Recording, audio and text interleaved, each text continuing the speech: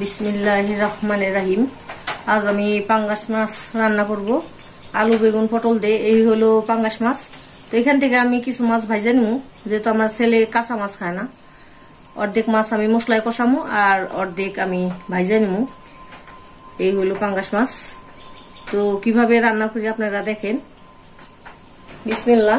মাছ ভাজার জন্য আমি কড়াইতে তেল দিয়ে দিলাম। তেল গরম হয়ে গেছে, তো মাছ আমি দিয়ে দিলাম ভাজার জন্য।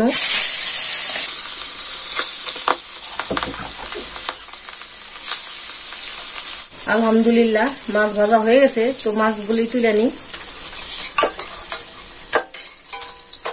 এই তেলের মধ্যে আমি জিরাগুলি দিয়ে দিলাম, পেঁয়াজ কুচিও দিয়ে দিলাম।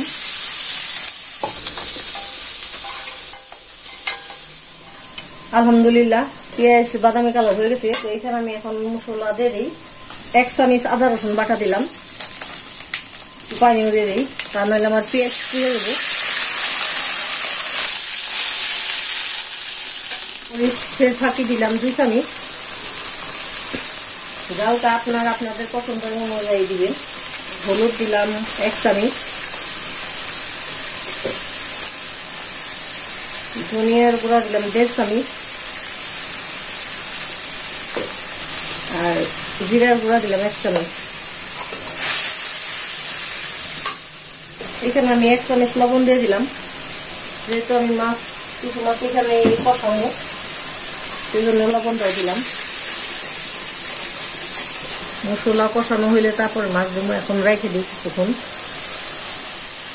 আলহামদুলিল্লাহ মশলা তেলের উপরে আসছে। এখানে আমি এখন মাছগুলি দিয়ে দিই। মাছটা একটু কষাবো।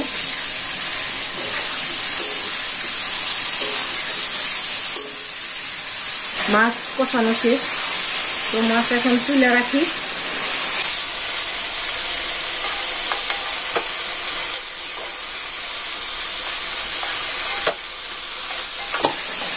এই মশলার মধ্যে আমি সবজিগুলো দিয়ে দিই।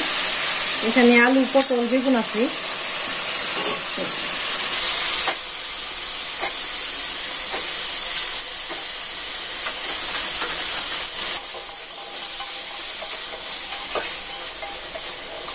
সবজিটা গলার জন্য কিছু পানি দিই।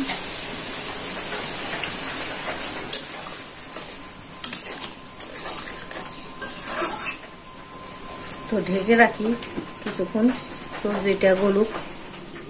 আলহামদুলিল্লাহ দেখি তরকারির কি অবস্থা।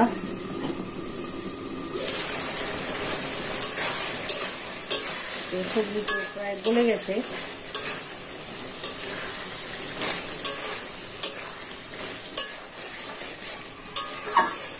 এখানে এখন আমি পানি দিয়ে দিই।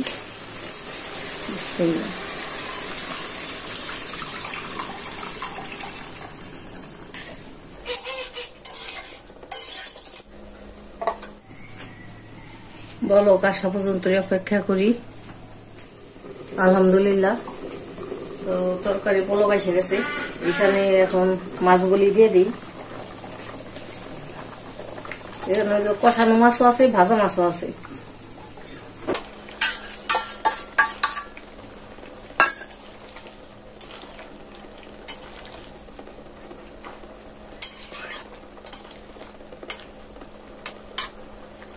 এখানে আমি কিছু টমেটোর ফালিও দিয়ে দিলাম, যেগুলি আমি ফ্রোজিং করে রাখছিলাম।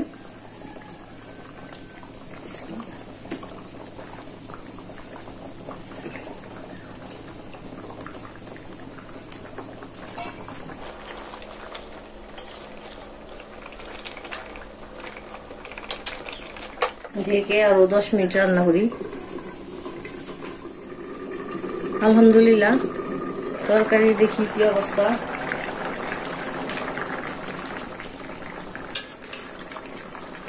এখানে আমি কিছু বিলাতি সস পাতা কেটে রাখছিলাম, এটাও দিয়ে দিলাম।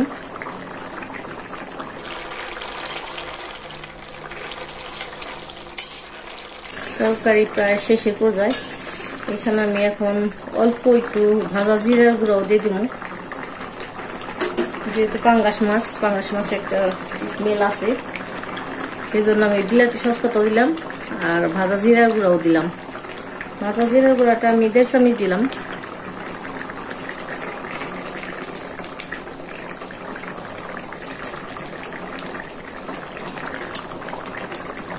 আমার তরকারি রান্না করা শেষ। ঢেকে আর 2 মিনিট রাখবো, তারপরে চুলাটা বন্ধ করে দিব। আলহামদুলিল্লাহ, পাঙ্গাস মাছের তরকারি রান্না করা শেষ।